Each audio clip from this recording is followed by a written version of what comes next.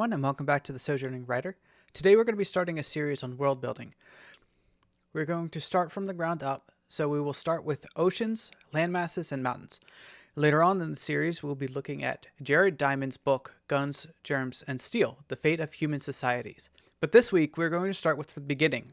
Of course, this only applies to alternate worlds as seen from fantasies or science fictions. As Jared Diamond says in his book, history followed different courses for different peoples because differences among people's environments, not because of biological differences among the peoples themselves. I agree with Jared Diamond that the course of history has been shaped by the environments that the early humans found themselves in.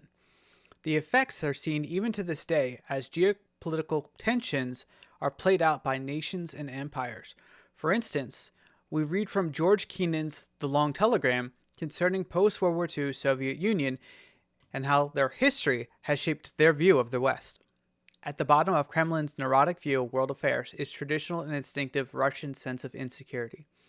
Originally, this insecurity of a peaceful agricultural people trying to live on a vast exposed plain in the neighborhood of fierce nomadic peoples. To this was added, as Russians came into contact with economically advanced West, fear of more competent, more powerful, and more highly organized societies in that area. But this latter type of insecurity was one which afflicted rather Russian rulers than Russian people, for Russian rulers have an invariable sense that their rule was reflectively archaic in form, fragile and artificial in its psychological foundation, unable to stand comparison or contact with political systems of Western countries. When we compare the mindset of the American or even the English perspective on security, we have the number one natural defense of our homeland, that is water. With the American perspective, we have two oceans that separate us from any real threat of invasion, with both Canada and Mexico's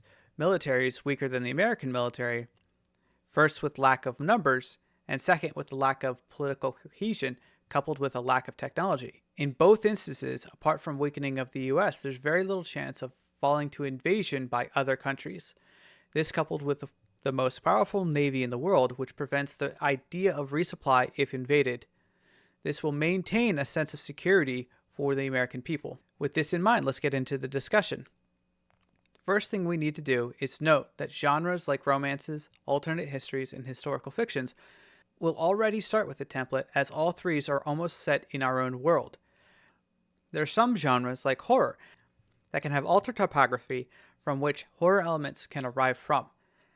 But this doesn't have to be the case. Now that we've gotten out of the way, let's take a rough outline of our story to mold necessary world-building elements around it.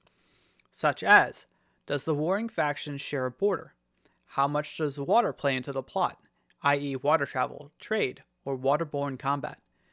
In the movie Pirates of the Caribbean, scenes that took place mostly on water accounted for a higher percentage than you would say for Lord of the Rings. Temperate climate zones also play a part in how civilization functions. Too high or too low on the globe, and the ability to grow food diminishes. This can mean like the Vikings, raiding and pillaging is needed to make sure the community has enough resources if trade isn't possible / cost effective. In geography, the temperate climates of Earth occur in the middle latitudes, 32 degrees 0.5 to 66.5 degrees, north-south of the equator, which spans between the tropics and the polar regions of Earth. These zones generally have wider temperature ranges throughout the year and more distinct seasonal changes compared to tropical climates, where such variations are often small and usually only have precipitation differences. The closer to the equator your fictional country is, the easier it will be to grow food. Though, the downside of this is that typically areas that have an easier time providing for themselves are less likely to be technologically advanced because they have little need of adaptation required for survival. The technology level of the world plays a significant role on how natural elements like rivers and mountains play a role in the plot. For example, early farmers rarely traveled beyond their local communities, with the exception of times of war. But galaxy-wide spacefaring civilization can travel from one side of the solar system to the other for the day. For us, it takes a flight of just a few hours to go from the middle of one temperate zone to another, whereas it could take 18 days on foot for the same trip. Do your characters have to travel on foot to reach their destinations, like in Lord of the Rings? Or can they take a car, like the movie Zombieland? Each setting gives the writer different tools to work with, and how we, as writers, use these tools can help decide if our worlds are livable or not. Another note we must keep in mind that world building is servant to the plot. We can spend hours building our world, but if it slows down the plot or pacing, we must be willing to cut non-essential elements to keep our story going. For instance, it is unnecessary for the reader to know about the unique flower that blooms in the desert of your setting if it doesn't do one of three things: tells us about the people, helps create the setting, or is critical to the plot. And the first two can typically be removed without too much issue. Now, the foundations of any world are tectonic plates. While the idea of tectonic plates is a theory, it is one that's universally accepted, as there will always be people who won't accept what most people take as obvious as a theory in line with what we see in the world. Depending how they're defined, there are usually 7 or 8 major plates: African, Antarctic, Eurasian, North American, South American, Pacific, and Indo-Australian. The latter is sometimes subdivided into Indian and Australian plates. There are dozens of smaller plates, and the 7 largest, which are Arabian, Caribbean, Juan de Fuca, Cocos, Nazca, Philippine Sea, and Scotia. Each plate is moved from what is originally believed from its original form called the Pangaea. Pangaea, an early geological time, a supercontinent that incorporated almost all of the land masses on Earth. Pangaea was surrounded by a global ocean called Pangaea and was fully assembled by the early Permian epoch. The location where 2 plates meet is called a plate boundary. Plate boundaries are where geological events occur, such as earthquakes and the creation of topographic features, such as mountains, volcanoes, mid-ocean ranges, and oceanic trenches. The vast majority of the world's active volcanoes occur along these plates, with the Pacific Plate's Ring of Fire being the most active and widely known. Some volcanoes occur in the interior of plates, and these have been variously attributed to internal plate deformation and mantle plumes. Now that we have an understanding of tectonic plates, we can start to shape the world to give our characters struggles to overcome. Do we need to see our main character travel over a mountain range with their band of followers? Is this a mountain range that result of tectonic plates clashing together, like Colorado Mountains, or are they older, like the American Appalachian Mountains? Another aspect we can use are oceanic trenches, where an underwater city can be hidden in deep portions of the world. An example of this is the city of Atlantis, which has been one of the most famous hidden cities/countries throughout the history of storytelling. The only other city with a rich storytelling history potential is the golden city of El Dorado. We should also keep in mind that whatever elements we add to our world, they will have an expected effect on the world. For instance, a large mountain range could cause a rain shadow effect. A rain shadow is an area significantly reduced rainfall behind a mountainous region. On the side facing away from prevailing winds, known as its leeward side, evaporated moisture from its water bodies such as oceans and large lakes is carried by a prevailing offshore breeze towards the drier, hotter inland areas. When encountering elevated landforms, the moist air is driven upslope towards its peak where it expands and cools. Its moisture condenses and starts to precipitate. If the landforms are tall and wide enough, most of the humidity will be lost in precipitation over the windward side, also known as the rainward side, before ever making past the top. As the air descends the leeward side of the landforms, it is compressed and heated, producing fan winds that absorb moisture downslope and cast a broad shadow of dry climate behind the mountain crest. This climate typically takes the form of shrub steppe, xeric shrublands, or even deserts. So keep in mind that when you have mountain ranges, it can affect the topography of these areas, just not the mountain itself.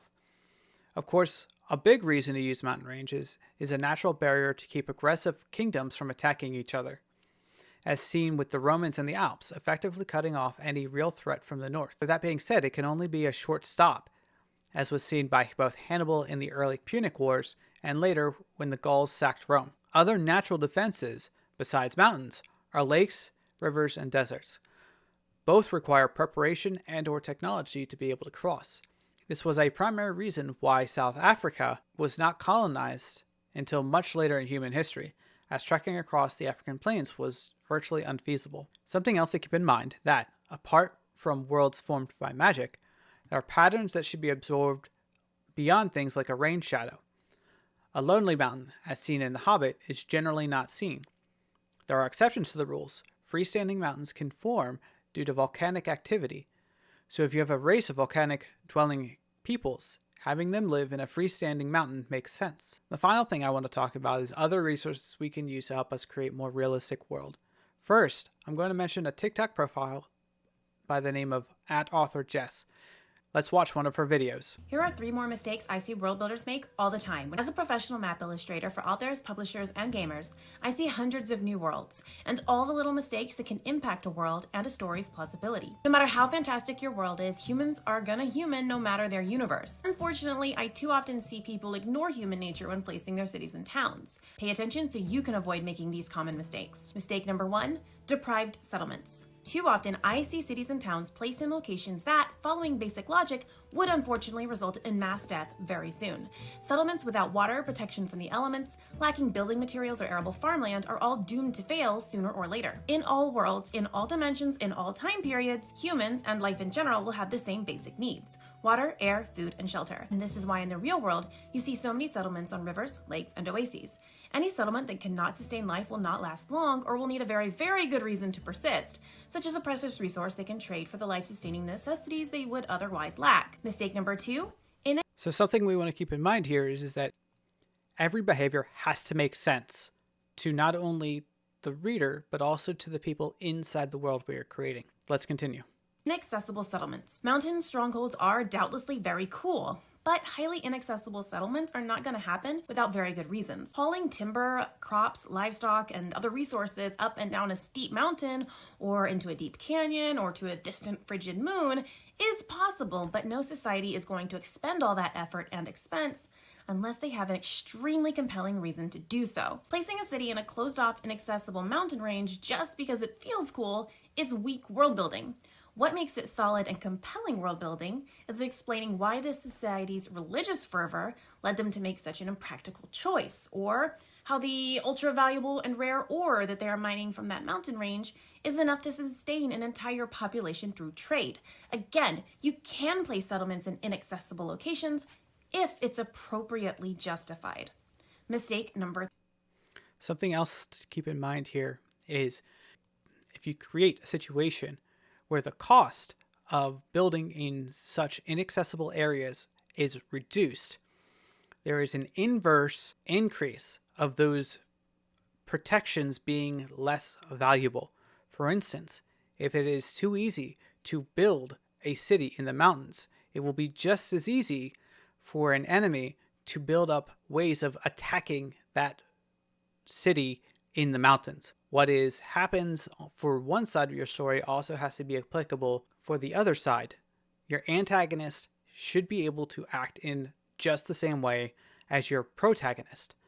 If this is not the case, you must give a reason why, or else it feels disingenuous and implausible. Number 3, exposed settlements. Too often I see cities placed on coastlines that are just begging to be wiped out by the first hurricane, erosion, or invading band of marauders, and where the first bout of rough weather will utterly destroy whatever poor ships are anchored at its docks. When placing coastal settlements, especially cities, instead look for sheltered coasts, coves, natural harbors, river mouths, place where the people and their structures will be protected from violent storms and possible invaders. King's Landing is a great example of where a large city would likely occur, in a sheltered bay with a freshwater river running through it. In fact, most of the major cities in Westeros and the Game of Thrones world follow this rule. If you don't want to move your city, at least place some barrier islands along the coast to serve as literal barriers. See where the name comes from? This mistake also happens in places like deserts, high mountains, or other extreme climates and geography where storms, temperatures, and other elements are particularly vicious. As usual, you can place cities in exposed locations with appropriate justification. In conclusion, when placing cities and settlements in your fantasy world, your best tool is the question, why? Why is this city here, and why has it lasted this long? If you can't answer those questions, it's time to do a little more work. Follow for more world building tips. Like she was saying, there has to be reasons why we do the things we do when it comes to our world building. It has to make logical sense, and there has to be a reason for why things are the way they are if they are going to deviate from what has been seen in history. Like she said, we have instances where people are setting up villages on the waterfront.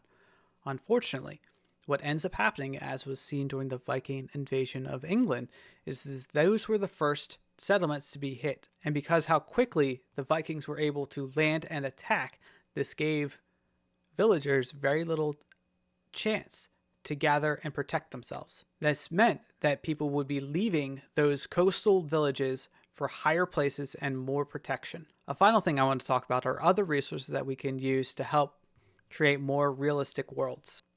On Thursday, we're going to be taking a look at online world building programs that can be used. All right, everyone, thanks for watching the video. If you have any questions, comments, suggestions, please leave them below. As always, I will link all the resources I have used in the description. Until next time, bye. I am a poor, wayfaring stranger. I'm traveling through this world of woe. Yet there's no sickness, toil, nor danger